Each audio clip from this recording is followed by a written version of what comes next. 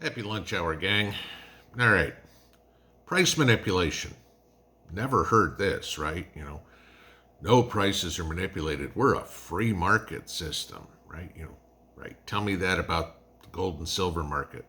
Tell me that about food, okay? Food is the key to this one because he who controls the food controls the people, remember? And he who controls the food controls the economy. Who controls the food in the United States? Is it the farmers? No. Is it the ranchers? No. It's the government. Yeah, and guess what? Like everything else, anything the government touches, they screw up. I've said many times, please explain to me how UPS and FedEx can turn a profit and the post office loses money every year. And the post office gets paid to move all that junk mail you get, right? Okay. How does the government screw everything up it touches? Liberals. Okay. So let's take a look at food, all right, and manipulation. Over the years, most of you are probably well aware that farmers get paid by the government to not plant, right? Okay.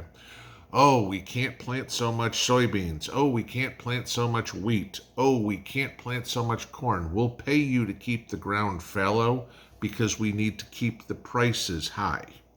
And the farmers go, okay, I'm going to get paid more by the government for not planting than I would if I plant. Makes sense. Okay, that's just common sense. The farmers are going to go, okay, if I can get, and I'm just going to make numbers up here, if I can get $10 a bushel for corn, but the government's going to pay me $12 to not plant it, what am I going to do? All right. So this is what's going on. So how has that worked over the last, let's say, 60 years? Pretty good, because we exported a ton of our wheat, soybeans, corn to other countries around the world. And by keeping the price high, the U.S. was able to charge China more or pick somewhere, Europe more, South America more, wherever we were exporting our grain, our vegetables to. In the same time, we decided, hey, you know what? Let's get rid of all our manufacturing. We can get our manufacturing done cheaper in China. So we were selling our stuff at an inflated high price, and we were buying stuff at a deflated lower price. Sounds great on paper. So does communism, okay? It's like once you get into the real world, it doesn't work.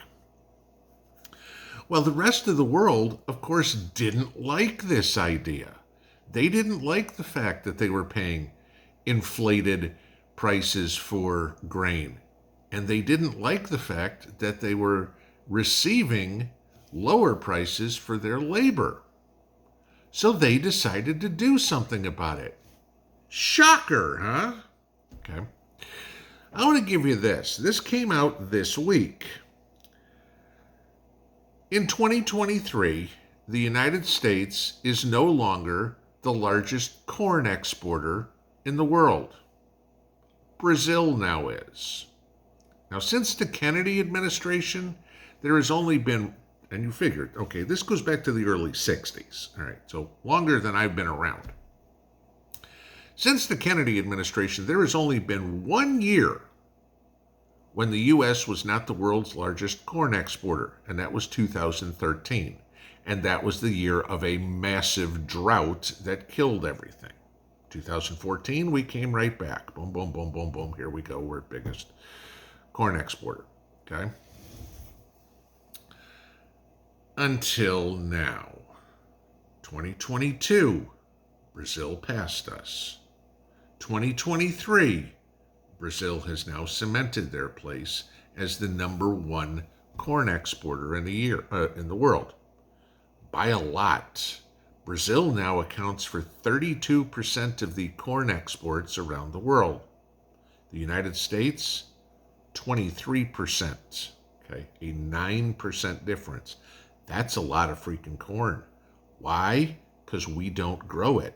Brazil said, we're not going to worry about subsidies. We're going to worry about selling food.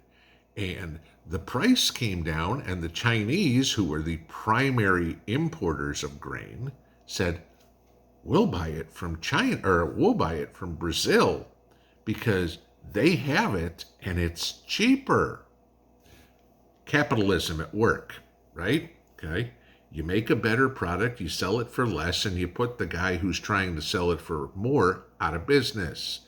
This is what BRICS is doing to us. China is no longer buying the majority of its grain from the United States. They're buying it from Brazil. Let's take a look at this, all right? This isn't anything relatively new. It is for corn, of course. But let's look at some of the other crops, okay? Farmers have gotten bit in the balls by this one, too. Brazil, again, took the lead in soy production in 2013. Remind me who was president in 2013 again, okay? Russia took the lead in wheat production and wheat exports in 2014. Are you seeing a pattern here? Okay. We have a tendency to lose our dominance in food production, and receipts for the money that, or receipts for the crops that we export under the Biden administration. Both of them, or the same one, just a third term if you want to call that.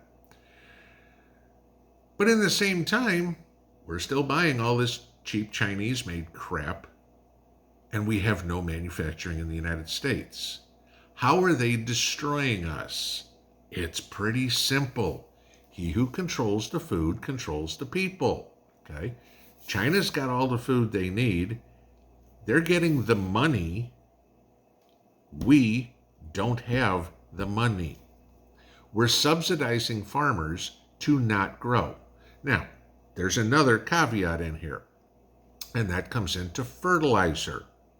Remember what we heard last year about all the urea problems?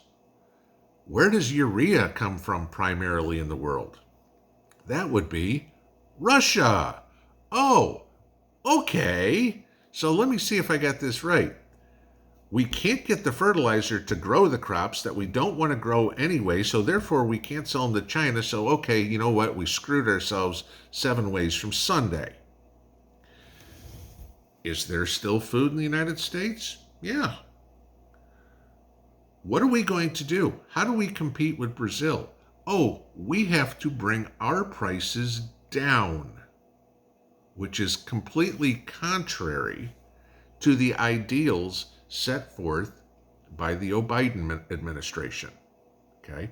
Artificially inflate the prices so we can get more until nobody wants to buy it. And then what do you have? You have a bunch of rotting corn, rotting wheat, and rotting soybeans sitting around that nobody wants, that we can't sell. So now you've spent all this money to grow something that now has zero value. That again causes a problem. We don't need to pay farmers not to grow. We need to figure out how to get farmers to grow more, to feed us, to regain our dominance in the world economy. We are, as a country, as a continent, guys, because I'll tell you this, Mexico and Canada ain't exactly looking like they're in stellar shape either right now. We need to figure out how to reestablish the North American dominance in economic success. BRICS is going to kick us in the balls. And everybody talks about, oh, it's all about digital currency. Watch what this hand's doing while we do everything with this hand. That's what's going on. They're destroying our economy. We will have nothing because China's basically going to an economic war with us. And they're blaming the United States, okay? because Congress, everybody on Capitol Hill, okay, is trying to weaponize the dollar in trade against Beijing. And Beijing said, fine, do whatever you want. We'll go to another supplier. And then Congress is going, I didn't think past here again.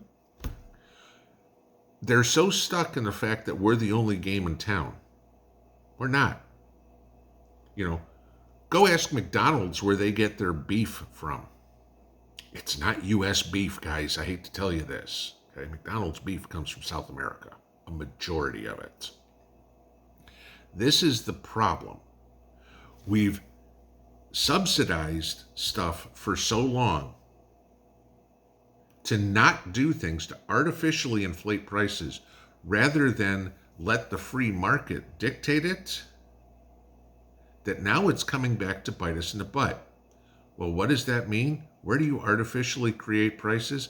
In a communist society. Anybody that doesn't think that the U.S. is drifting more and more and more and more communist has their head so far up their ass, they got to unbutton their shirt to take a shit, okay? We were built as a free market economy, and the one place that refuses to adhere to it is our own government. And the one who's paying the price, literally and physically, is you and me. Pinball out.